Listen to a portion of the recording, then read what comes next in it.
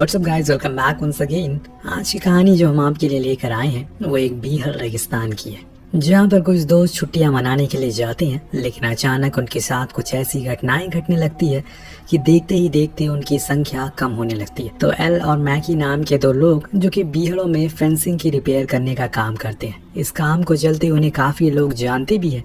इसीलिए जब वो काम को पूरा करने के बाद वापस टाउन की ओर जा रहे थे तो उन्हें बीच रास्ते में एक लड़की दिखती है जो कि सिस्मोलॉजिस्ट है, यानी कि वो लोग जो कि आने वाले भूकंप के बारे में जानकारी इकट्ठा करते हैं। जब वो इन दोनों को देखती है तो पहली ही नज़र में पहचान जाती है क्योंकि वो टाउन में काफ़ी चर्चा थी। वो मैकी से पूछती है क्या यहाँ कहीं आसपास किसी प्रकार की कोई ड्रिलिंग चल रही है, क्योंकि मुझे काफ़ी ज़ोर से वाइब्रेशन सुनाई दे रही है, जो कुछ अजीब भी है। लेकिन वो मना करता है कि ऐसा कुछ नहीं है। इसके बाद ये दोनों टाउन में जाकर अपनी ज़रूरतों के कुछ सामानों को खरीदते हैं। तो वहीं दूसरी ओर रीना जो कि अभी भी वहीं पर चीज़ों को चेक कर रही है, तभी हम उसके पास की ज़मीन में किसी तरह की कोई चीज़ को देखते हैं जो कि अंदर ही चल रही है और तेज़ी से रीना की ओर आ रही है। लेकिन समय रहते ही वो वहाँ से निकल जाती है, इसीलिए उसे कुछ नुकसान नहीं होता। पर ये चीज़ क्या थी?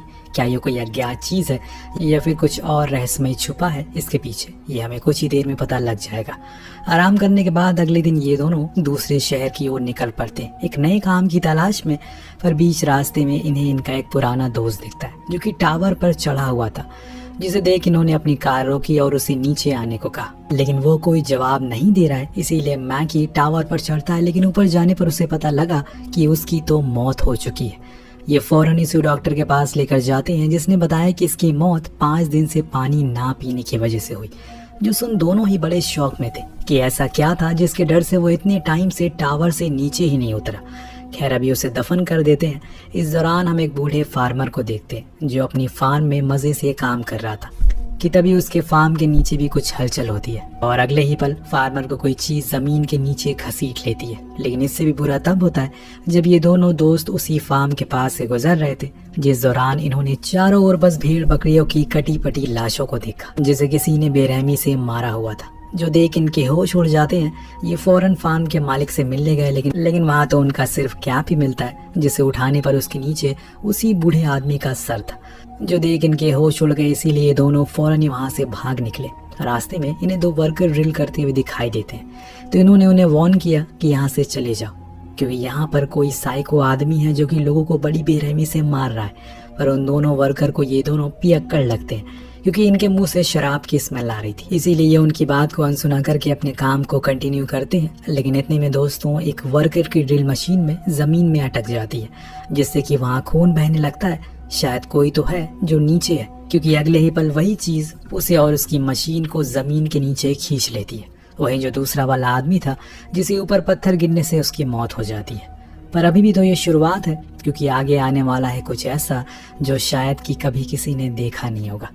अब एल और मैकी तुरंत ही पुलिस को इस बारे में इन्फॉर्म करते हैं, लेकिन फोन तो बंद पड़ा है, तो इन्होंने खुद ही पुलिस स्टेशन जाना डिसाइड किया। लेकिन जिस रास्ते से ये जा रहे हैं वो तो अब टूट गया था, जिसका रीजन आपको पता ही होगा।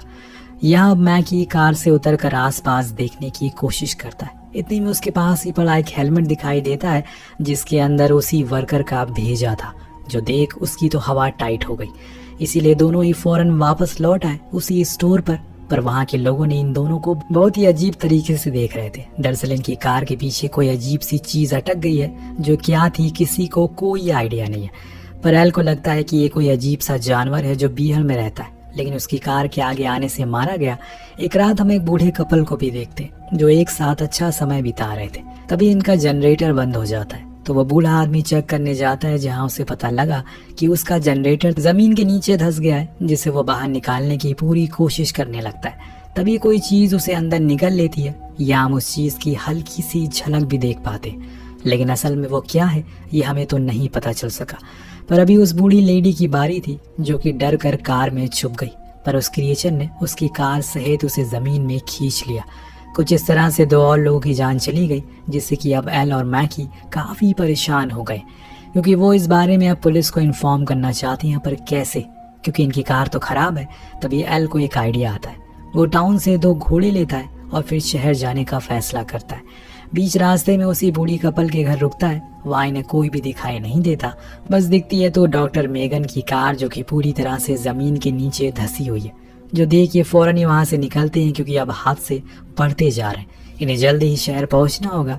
लेकिन कुछ दूर जाने पर इनके घोड़े किसी चीज से डर कर बार बार रुक रहे। इसी को चेक करने के लिए नीचे उतरते हैं, लेकिन इतने में वो क्रिएचर पूरी तरीके से बाहर आता है और इनके घोड़े को जकड़ लेता है। एल अंधाधुन उस पर गोलियां बरसाता है, जिस चक्कर में इनके घोड़े भी मारे जाते हैं, लेकिन वो नहीं मरता क्योंकि वो जमीन के नीचे चला गया। अब इतनी आसानी से वो हार मानने वाला नहीं था, क्योंकि अब वो इनके पीछे लग चुका है, जिससे बचने के लिए ये लोग वहां से तेजी से भागते हैं।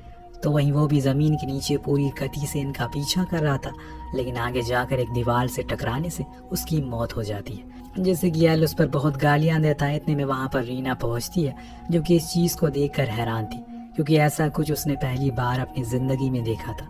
लेकिन उसका कहना है कि ये ना तो आखिरी है ना ही पहला, क्योंकि इन्हीं की वजह से वो वाइब्रेशन हमें महसूस हो रही है। जरूर ये यहाँ चारों ओर भारी मात्रा में फैले हुए हैं, जिनकी कोई गिनती नहीं है।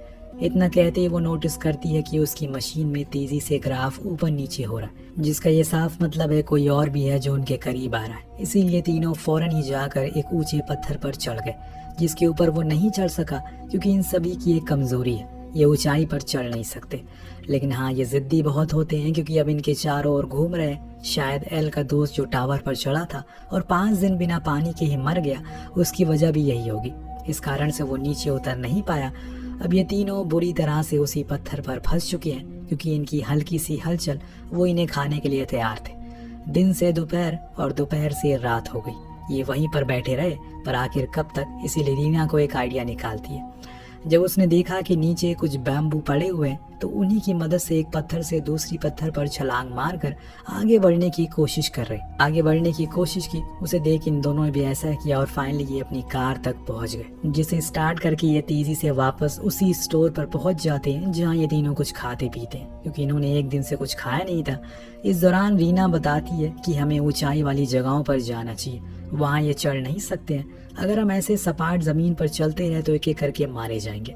इतने में इन्हें बाहर से किसी की चीखने की आवाज सुनाई देती है, जो सुन जब ये बाहर गए तो देखा कि वहां पर एक लड़का जख्मी हालत में ऊपर बोट पर चढ़ा हुआ है, जिससे कि ये फौरन नीचे आने का बोलते हैं। पर इतने में इनके ऊपर एक विशाल काय क्रिएचर हमला करता है, जिसका आकार देख इनके तो होश उड़ गए। सब उसे खुद की जान बचाने के लिए इधर उधर भागना शुरू करते हैं, लेकिन तभी एक और क्रिएचर वहां आ जाता है, जो कि एक छोटी बच्ची पर हमला करने ही वाला था।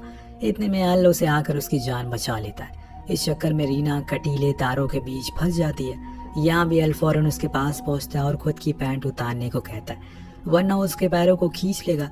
यहाँ रीना उसकी बात को मानती है और पैंट उतार कर वहां से तेजी से स्टोर की ओर भागती है। शुक्र है किसी की कोई जान का नुकसान नहीं हुआ, पर इन्हें भी अच्छे से पता है कि इतनी आसानी से वो नहीं मानने वाला।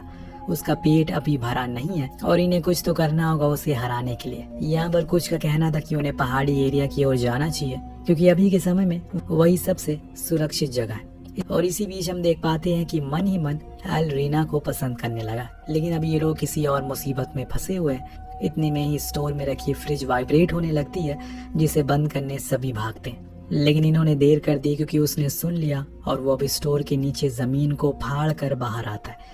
एक ही झटके में स्टोर ओनर को निगल लेता है, जो देख सभी जल्दी से किसी ऊंची जगह पर चढ़ जाते हैं, जिसमें कोई स्टोर की छत पर चढ़ गया तो कोई वाटर टैंक में। बस किसी तरह करके वो लोग खुद की जान बचा रहे हैं। इस दौरान हम उसी टाउन में एक कपल को आते हुए देखते हैं, जो शिकार करने के लिए आए थे। लेकिन जब अलीना दूरबीन से देखती है कि टाउन के सभी लोग स्टोर की छतों पर चढ़े हुए, तो उसे थोड़ा अजीब लगता है। दोनों अपने घर चले जाते हैं, जहाँ पर बट किसी मशीन को ऑन कर देती है की आवाज से वो क्रिएचर इनकी ओर बढ़ना शुरू हो गया, जिस चीज को एल देख लेता और फौरन हैदर को रेडियो से कांटेक्ट करके बताता है कि उन्हें जल्दी से ऊपर चढ़ना होगा, वरना बुरा होगा। लेकिन इससे पहले कि वो कुछ समझ पाते, वो क्रिएचर उनके घर की दीवार को तोड़कर अंदर घुसता है। और ये दोनों ही शिकारी थे, इसीलिए इनके पास काफी सारे हथियार होते हैं, जिसका आज ये सही से इस्तेमाल करेंगे। पर एक गलती की वजह से हैदर उस क्रिएचर के चंगुल में फंस जाता है, पर बट उस पर अंधाधुन गोलियां बरसाना शुरू करती है, जिससे होता ये है कि वो मारा जाता है और हैदर की जान बच गई। अब दोनों ही फौरन छत पर चढ़ गए। ये देख और भी लोग काफी खुश हुए, लेकिन ये कहीं कब तक फंसे रहेंगे, इन्हें यहाँ से बाहर भी तो निकलना है। सीन शिफ्ट होता है एक आदमी पर, जो खुद की जान बचाने के लिए बस पर खड़ा था, लेकिन वो क्रिएचर उस बस को ही पलटना शुरू कर देता है, जिससे वो आदमी परेशान होकर नीचे गिर जाता है। जिसका फायदा उठाकर वो उसे जिंदा ही निगल लेता है।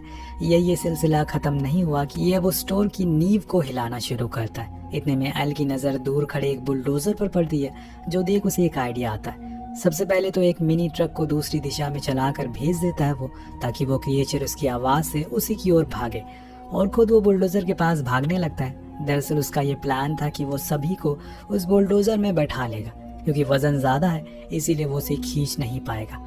लेकिन इसमें एक गड़बड़ी आ जाती। जिस मिनी ट्रक को इन्होंने भेजा था वो पलट जाता है, जिसकी आवाज बंद हो गई, जिससे होता ये है कि वो सभी अब एल के पीछे पड़ चुके हैं।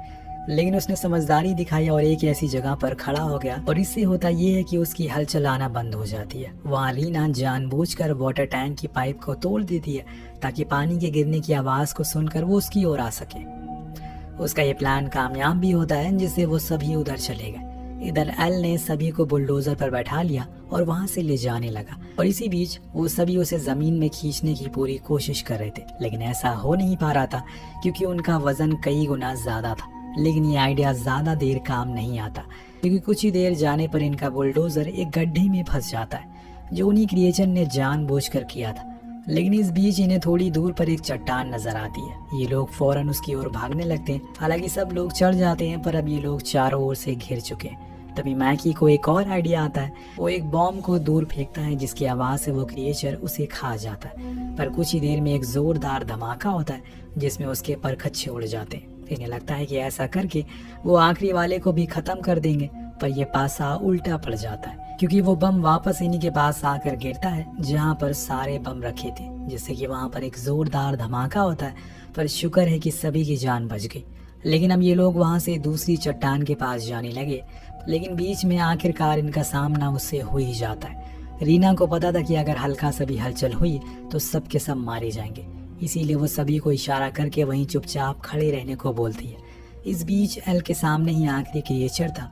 उसके हाथ में एक आखिरी बम था, पर उसे पता है कि इतनी आसानी से वो नहीं मरेगा, इसीलिए उसने एक और प्लान बनाया। पास में एक गहरी खाई थी, जिसकी ओर ये तीनों भागना शुरू करते हैं। जब अंत में पहुंचते हैं तो वहीं रुककर एल उस आखिरी बम को फेंक देता है, जिससे वो क्रिएचर अपनी स्पीड को और तेज करता है। लेकिन आखिरी समय पर ये तीनों ही वहां से साइड हट जाते हैं, जिससे होता ये है कि वो जाकर सीधा खाई में गिरता है, और कुछ इस तरह से एल के आइडिया से सभी लोगों की जान बच जाती है। सभी लोग वापस अपने घर लौट आते हैं। तो वहीं रीना अब शहर जाने वाली थी, पर जाने से पहले वो एल को शुक्रिया कहती है उसकी जान बचाने के लिए। पर यहाँ मैकी एल से कहता है कि उसके पास यही मौका है, अगर वो उसे अपने प्यार का इजहार नहीं करेगा तो वो चली जाएगी। इसीलिए एल जाकर उसे प्रपोज कर देता है, जिसे वो अपना लेती है।